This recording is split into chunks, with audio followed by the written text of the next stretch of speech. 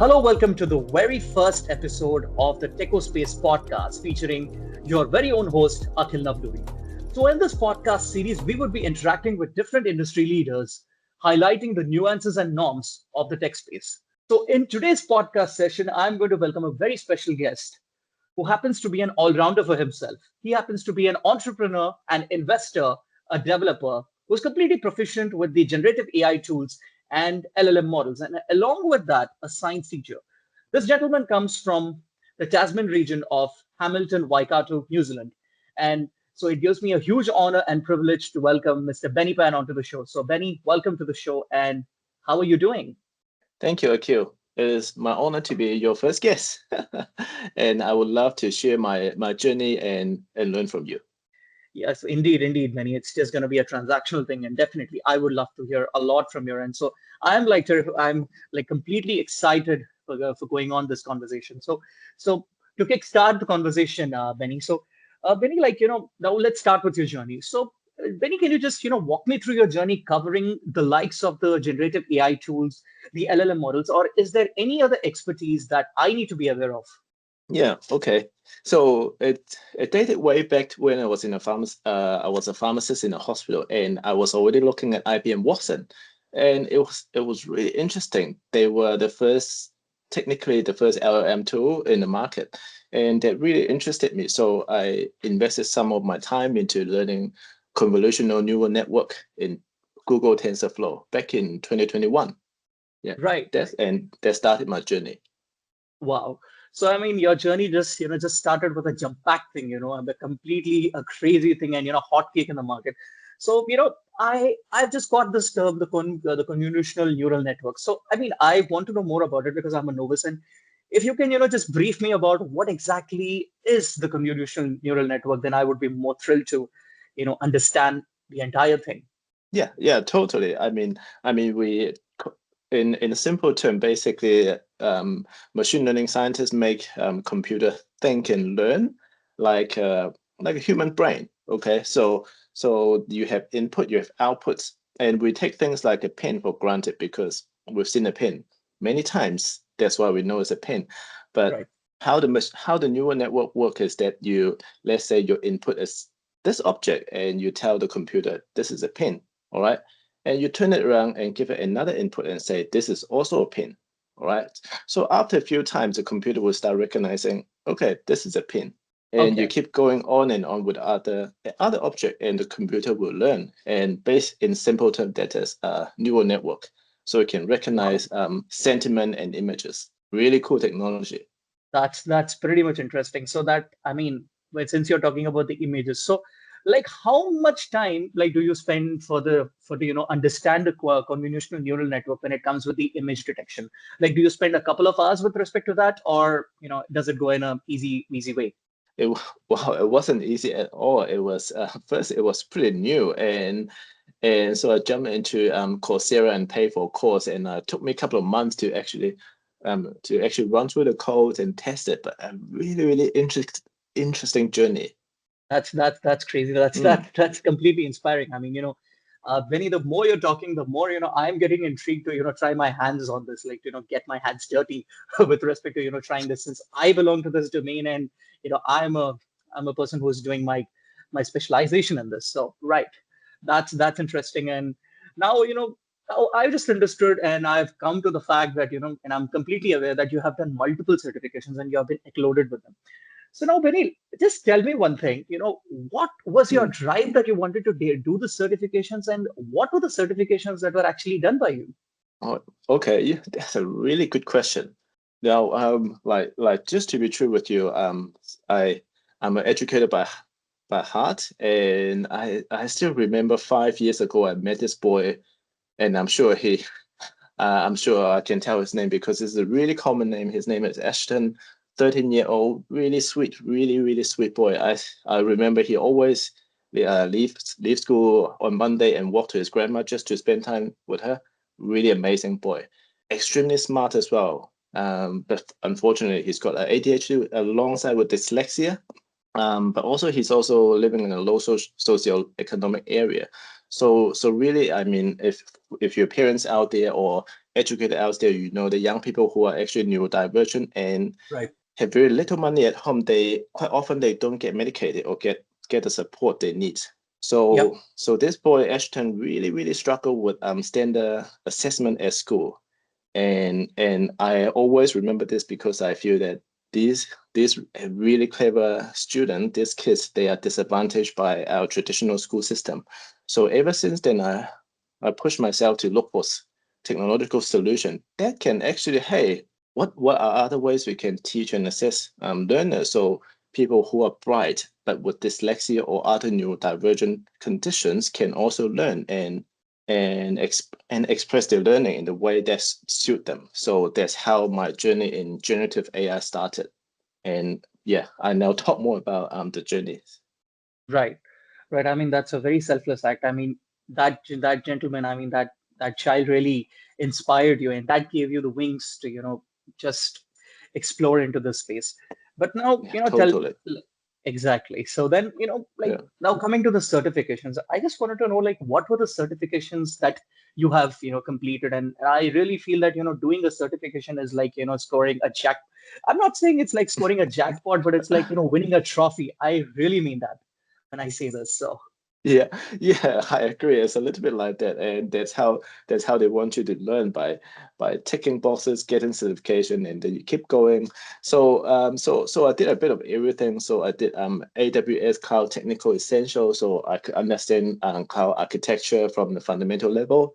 I've done machine learning for all, and again, the certification by Google TensorFlow in convolution neural network. But also most recently, I've done a deep learning AI by Andrew Ng, and the topic of pre-processing unstructured data for LLM training. And I've also done a Gen AI for educator certificate, also by Google. wow. So a lot of things involve AI, and now one thing that rings a Yeah. bell with me is TensorFlow, because TensorFlow was something that, in my course, I used it for machine learning, and I'm very much aware. So this thing is something, like, okay, wow, this is like a familiar zone for me. Now, if you want to, talk about the TensorFlow, like what is the thing that, intrigued you the most, and why exactly did you, take your route towards there? That was really interesting because TensorFlow was really one of the earliest in the market. They had GPU in place, and you can rent.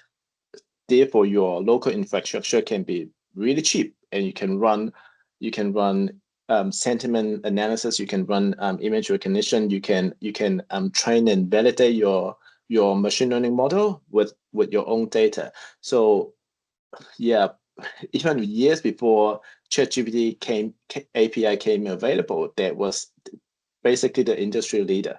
So yeah, that's why I got hooked, and it was amazing. As they say, TensorFlow is the OG.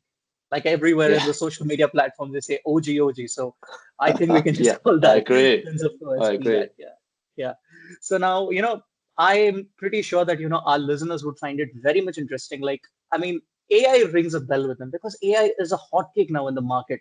And I'm sure that, but Mm. it would be very much effective and essential, Benny, if you could just tell them, what is the training that is needed to, do the certifications on the same. And maybe they would just take it as a handbook from your end, and you might be their inspiration again.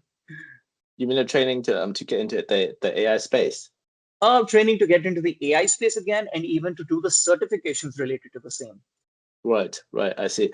Well, ever since Gen AI came to the market, I the requirement for training has changed quite a bit.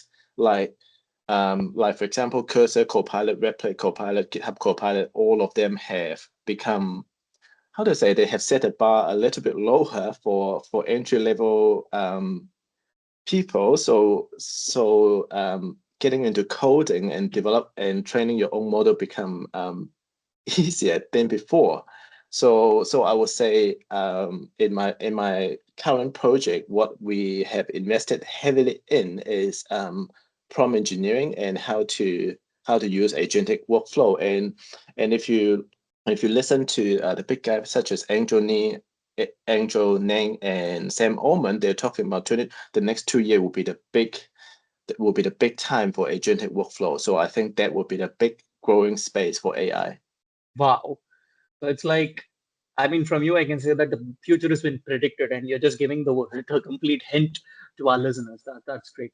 So now, again, talking about this, Benny, I know you just told me what your drive has been like. Apart from that, do you have any other inspirational person who told you, okay, Benny, like I would like you to do this. So, was there anyone instrumental in your life that made you what you are today? Yes, yes, yeah, I do. Yeah, I've met my mentor, Susanna, in a AI conference. She's an educator as well, and she also happened to be my mentor in the Asia Europe Foundation AI program.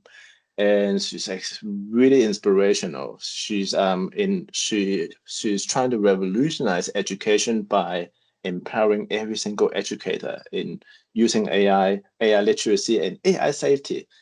So yeah, she's my big she's someone I really look up to, and we have the same goal, is to empower the entire education community, including teachers and students and parents. But we're just trying to achieve the same goal from a different angle. Yeah, she's coming from a political and sort of governance angle, and I'm coming from both the uh, policy angle, but also the technical angle as well. Yeah, so she's my big inspiration. Nice. So as they say, like two streams converge. So I mean, your thoughts have converged in this, and Totally. that's Yes. totally what I can understand. And really, really, I would hats off to that lady, Miss Susanna, who has inspired you and who's made Penny what Mm. he is today. And Oh, yes, and that's given me an opportunity she's a to have a conversation and with she's him. amazing. And she's amazing. She's put in hours and hours of free time, like into talking to minister, into talking to teachers, and to promoting AI safety, AI literacy. I mean, a lot of that. She's a selfless like Absolutely. And pioneer in this space. more than a selfless pioneer, she's a leader because she's a person who's ensuring Exactly. that Yeah. the people who are under her umbrella they prosper the way she is prospering. So hats off to her. That's amazing to know. And you just have given me Yeah. the introduction of people who are part of your life and who are part of your growing things. So Mm, that's mm. that's pretty much Yeah. remarkable. So now, yes, so Vinny, now Mm. let's talk about the key valuable insights with respect to the generative AI tools and the LLM models. Yeah. Yeah. The LM models are, how do you say, they are really off the shelf product that are actually ready to go. And but the key thing I want to come back to is the equity issue in education.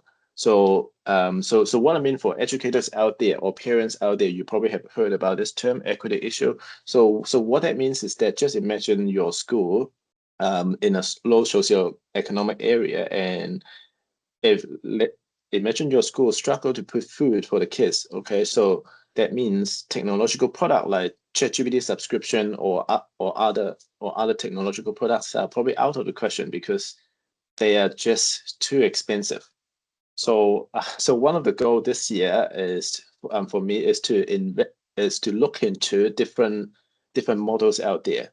And 2024 has been really amazing in a way that companies led by Meta are producing a lot of open source models that are actually free to use, and you can fine tune it for specific sectors and specific purposes.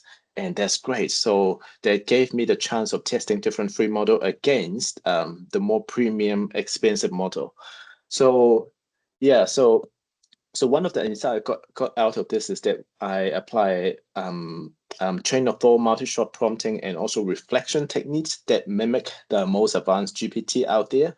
Right. And I apply this exactly same technique to a few different model, free model, premium model, and test it against really advanced physics questions. And guess what? The most premium model actually didn't work as well as one of the free one, Really? and that really surprised me. I didn't expect that. How? I mean, really, I mean, I have no words to say right now. But how is that Yeah, even possible? Like, in open source, I understand the open source gives, but how could a premium model, not exactly fetch the results that it is supposed to do, like in spite of, the premium subscription that you pay? I mean, it happens. I mean, it I depends know. again, on the back end, like what noise is going on in the back end. But I mean, this is like very much new to me. I mean, how? I I know this. I know I was shocked as well, but that remind me of a research paper I've seen, that when GPT-4 first released, it actually, due to data pollution, the performance actually dropped significantly as compared to the free GPT-3. So Oh, over a after a period of time, actually the more premium GPT-4 performed worse than the free GPT-3 because of data pollution. So so that makes sense. The newer free models are actually performing better because they use newer techniques. They use less data that also translate to better performance, and that also translate to better reasoning. So I'm really, really happy that I published a report and on my LinkedIn profile and prove that um, the educator or the user should be in the driver's seat. And if you know how to exactly, prompt, how to engineer the model, the free one works just as well. And we can address the equity issue really, exactly. really well. Exactly. And these models, especially, the educational models, especially the prototypes and the models that you people are creating, actually, it needs to be free of cost because education, I mean, how will the kids even pay the premium? So in that case, for education, I mean, such kind of money is really, really out of the question, and it has to I be free. know. As they say, Yeah. education has to be free for all, and in this stance, that falls in. Exactly, exactly. And for us maybe paying $20 okay, but for imagine an enterprise paying $20 per student, that's really expensive. Yeah, I mean, if we just complete with the whole calculation, I think that's going to be a huge number. I know, yeah. And you can buy free lunch with that money for the students. Exactly, exactly. That's true. Yeah.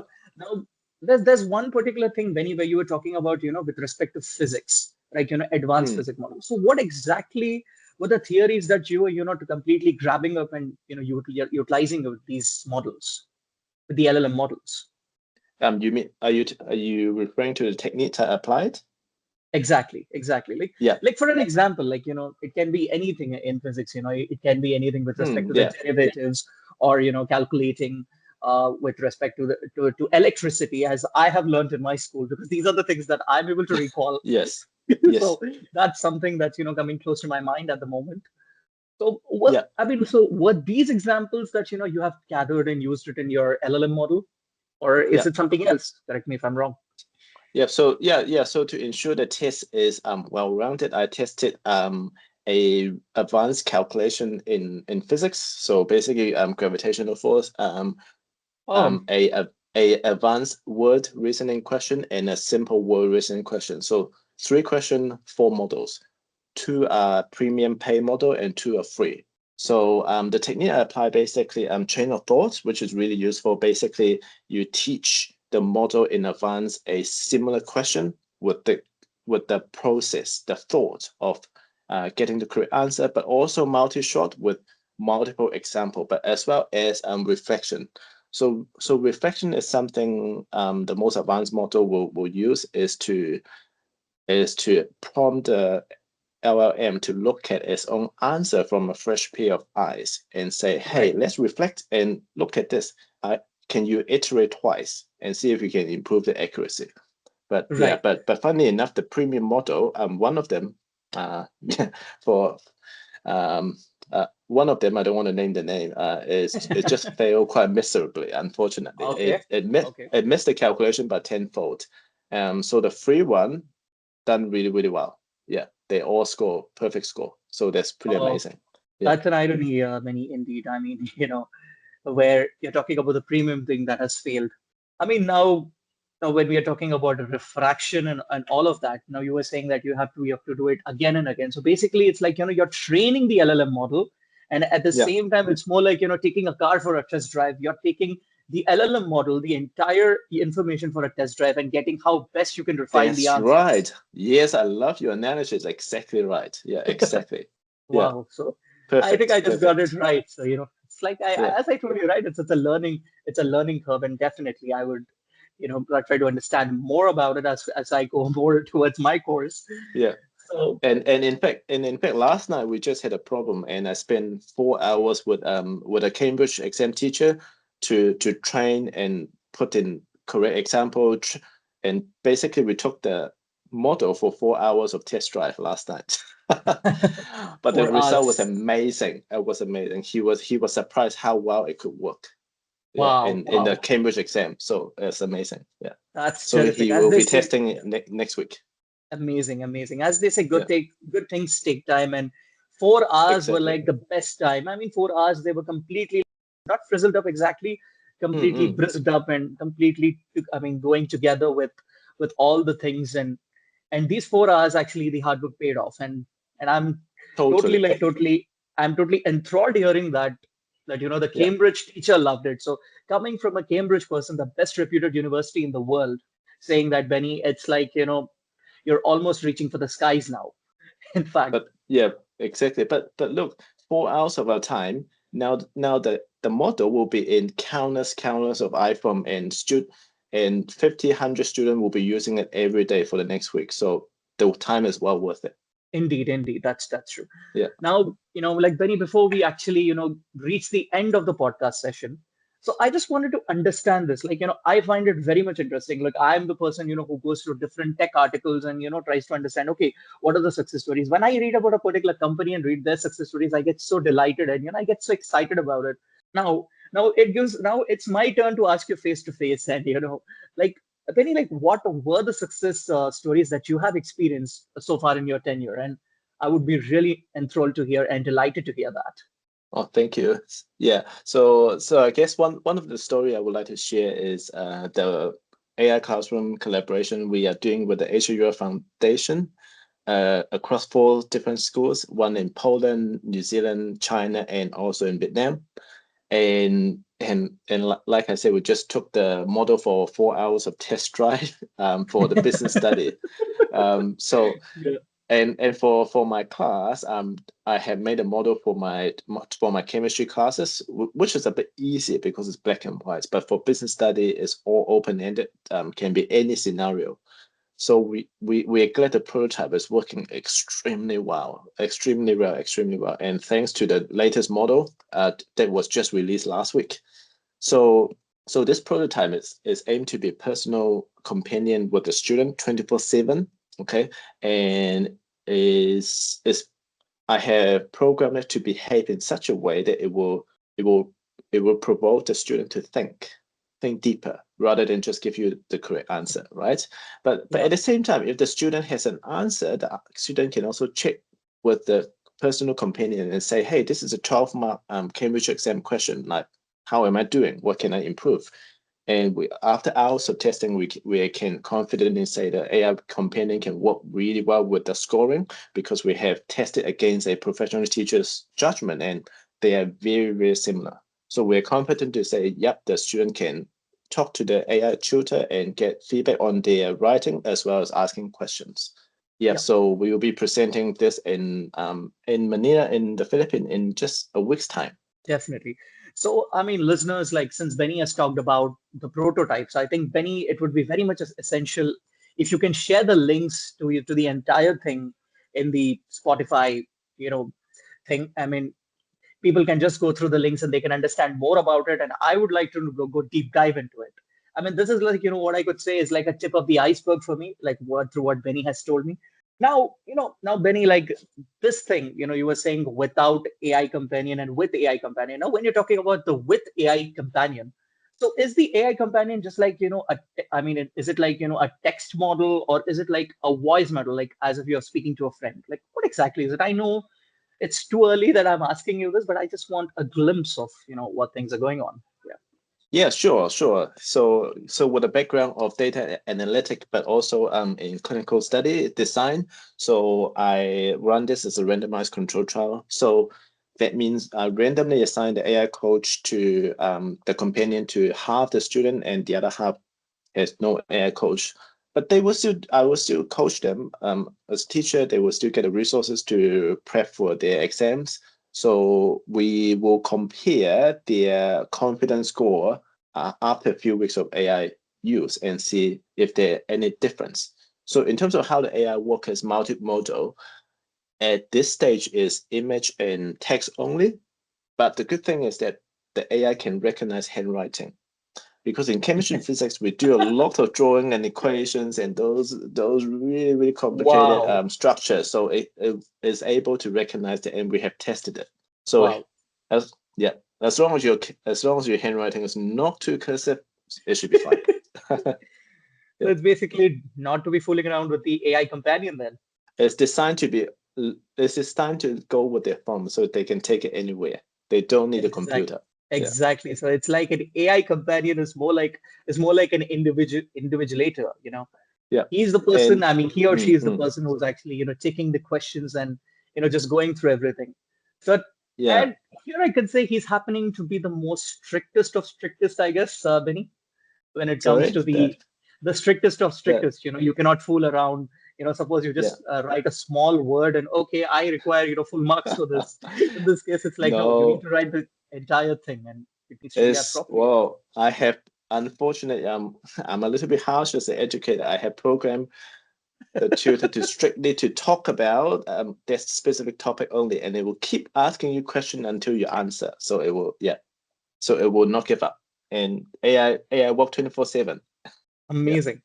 I would not say it as an AI companion, but I would just say it as an AI mentor because it's like a Mm, mentor, a 24 hours mentor. Like any doubt or any query you have, yes. students can just reach out to that. That's an Mm, amazing totally. creation, Yeah. Benny. And definitely post this offline also. I would just like to, gather updates from you regarding this because the Of more you're course. telling about it, the more I'm getting interested and very much intrigued to know about that. Yeah, yeah. That's And that's that's and this is amazing. just And the beginning. And I'm glad technology is going really well. So next year I will be experimenting agentic flow, which is which will should be able to take the AI to the next level. wow, it's like progress to the next limit, to the next level, and sky is the limit. Yeah, exactly. Yeah. So, Benny, like, I would like to understand, are you just confining your entire, this prototype and these all things only to these four countries that you have specified, or do you have a plan to, take it further across North America, Middle East, or India, perhaps? Yeah, sure. And I'm really thankful for this opportunity with Asia Europe Foundation because I get to talk to educators from different countries, and that really helped me to understand what actually they it actually forced me to listen to exactly what they need, and that's really important for developers because we are not just coding and dealing with technology. And again, coming to my principle, I always believe that people should be in the center, and we are using technology to serve the needs of humans. So yes, and this experience allowed me to really understand what other educators needs, and I've spoken to countless educators in San Francisco, in Ohio, in England, and Wow. and by applying the same technology and the same methodology, once it's more perfected, we can literally expand to any curriculum.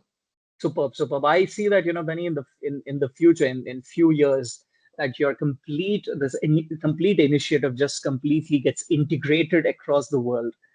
And then I'm telling you, this kind of thing is just going to be a game changer for the entire educational industry. So that's Yes, terrific. So I agree. listeners, before yeah, that's absolutely true. And yeah, and Benny, I think probably if you could just explain about the the educational institution's point of view, like did you give any name to this prototype? Is there anything, or is it like untitled at the moment? Like where exactly is it heading to?